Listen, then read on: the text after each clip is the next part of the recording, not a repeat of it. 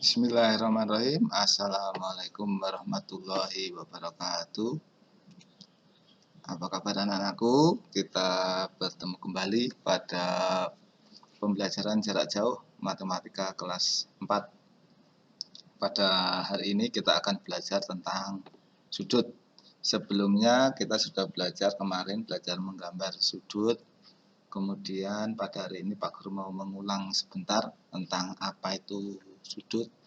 Kemudian nanti kita juga belajar untuk mengukur sudut pada jam. Langsung saja untuk bagian-bagian sudut, mungkin kalian sudah belajar ya di kelas 3. Untuk bagian sudut ada 3 macam, yaitu ada titik sudut, kemudian kaki sudut, dan daerah sudut. Sedangkan titik sudut sendiri adalah titik pertemuan dari 2 buah kaki sudut. Kaki sudut ini biasanya ditandai dengan ada tanda panahnya. Nah, ada tanda panahnya seperti ini. Ini boleh juga disebut sinar garis. Jadi, sinar itu bisa dipanjangkan nanti untuk membantu pengukuran atau mungkin dikecilkan. Nah, sedangkan daerah yang terbentuk antara 2 kaki sudut disebut daerah sudut. Ini berarti biasanya ada tanda lengkungnya seperti ini. Masih ingat ini namanya sudut apa? Ini sudut BOA. Nah, jenisnya sudut lancip. Mengenai jenis-jenis sudut ini nanti kita akan belajar di sini. Kemudian sudut pada hubungan antar garis. Di sini ada 2 garis yang sejajar. Kemudian ada beberapa keterangannya, sudut A, sudut B, dan seterusnya. Sudut A itu sama dengan sudut C. Nah, ini karena ini disebut sudut yang bertolak belakang. Jadi sudut yang bertolak belakang itu sudutnya sama besar. Kemudian sudut A sama dengan sudut E. Nah, sudut A dengan sudut itu sama besar juga. Ini disebut dengan sudut yang sehadap. Nah, sudut yang sehadap itu sudut yang menghadapnya sama. Ini menghadap ke kiri. Sudut A menghadap ke kiri, sudut E menghadap ke kiri. Kalau dengan sudut C dengan sudut G, betul. Jadi sudut C dengan sudut G itu sehadap juga. Kemudian kalau tadi sudut E dengan sudut G itu bertolak belakang. Nah, sedangkan sudut A itu kalau dijumlahkan dengan sudut D itu 180 derajat. Mengapa? Karena ini termasuk sudut lurus. Apa itu sudut lurus? Sudut lurus adalah sudut yang besarnya 180 derajat. Masih ingat jenis-jenis sudut? Ya, apa saja coba? Sudut lancip. Ya, sudut lancip itu sudut yang besarnya antara 0 dan 90 derajat. Itu jadi antara 0 dan 90 derajat. Sudut siku-siku apa?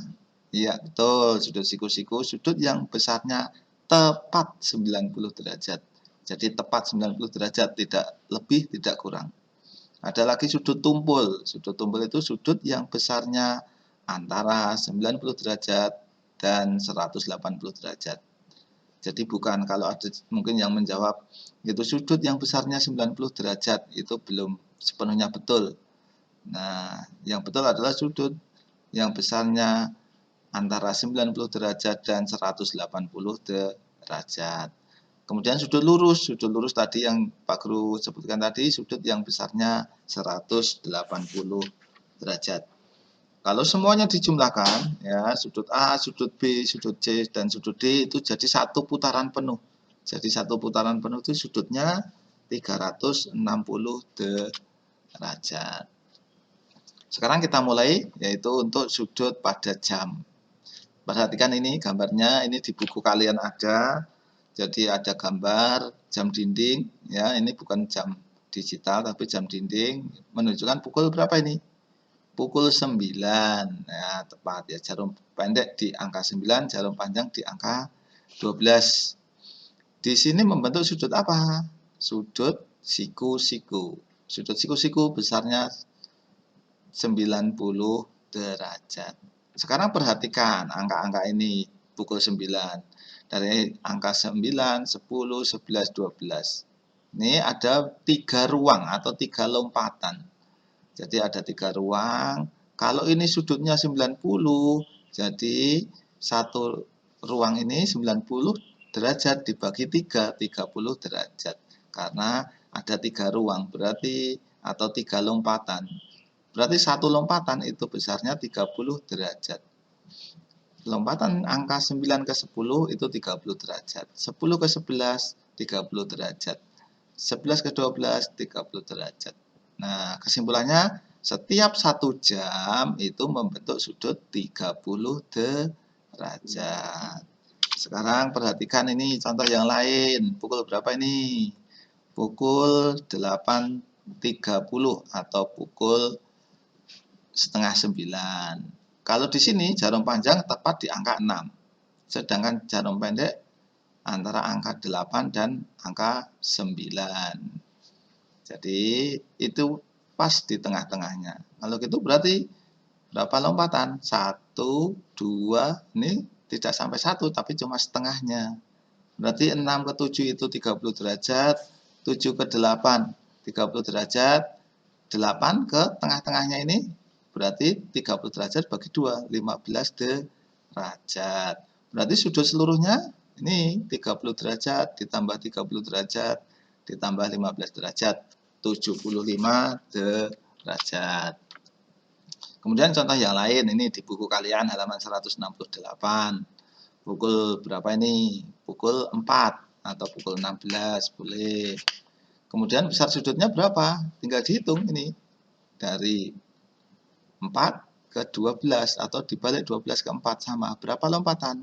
1, 2, 3, 4. Berarti 30 derajat kali 4, 120 derajat. Kemudian nomor 2, pukul berapa ini? Pukul 6. Jadi pukul 6 ini membentuk garis lurus. Berarti sudut lurus. Apa tadi sudut lurus? Sudut yang besarnya tepat 180 derajat. Berarti sudutnya 180 derajat. Nomor 3 sekarang. Pukul berapa ini? Pukul 1. Besar sudutnya berapa? Nah, cuma satu lompatan. Berarti 30 derajat. Nomor 4. Pukul 2.30 atau pukul setengah 3. Ini ada tepat di tengah-tengahnya. Sedangkan yang lompatan penuh berarti berapa ini? 1, 2, 3. Berarti 3 kali 30 derajat, 90 derajat. 90 derajat ditambah tengah-tengahnya 1, 15 derajat. 105 derajat. Nomor 5. Sekarang perhatikan ini pukul 7. Ada berapa lompatan? Coba dihitung. 1, 2, 3, 4, 5. Berarti 5 kali 30 derajat, 150 derajat. Nomor 6, pukul berapa? Setengah 12, boleh, atau pukul 11.30. Berapa ini ada di tengah-tengahnya antara 11 dan 12. Ini berarti yang penuh, lompatan penuh, 6 ke 7, 7 ke 8, terus sampai 11. Ada 5 lompatan, berarti 5 kali 30, 150. 150 ditambah tengah-tengahnya 15 derajat. Berarti 165 derajat. Baiklah anak-anakku, untuk tugasnya nanti kalian menggambar sebuah jam dinding yang jarum panjang dan jarum pendeknya membentuk sudut 15 derajat. Nanti dikerjakan di buku tulis, kemudian hasil pekerjaannya silakan difoto dan kirimkan hasil pekerjaan di form ini ya. Insya Allah nanti Pak Guru tuliskan di grup WA, jadi nanti bisa langsung diklik langsung menuju ke linknya. Baiklah, demikian anak-anakku untuk pembelajaran pada hari ini tentang materi sudut pada jam. Pesan Pak Guru, belajar yang rajin, dan jangan lupa ini bulan Ramadan, manfaatkan waktunya untuk beribadah. Ya, tidur boleh, tapi jangan lama-lama. Ya, daripada kalian bermain petasan, pergi ke mana-mana, lebih baik tidur. Lebih bagus lagi kalian belajar. Ya, tetap jaga puasanya supaya puasa kalian mendapat pahala dari Allah Subhanahu wa taala. Amin. Billahi taufik wal hidayah. Wassalamualaikum warahmatullahi wabarakatuh.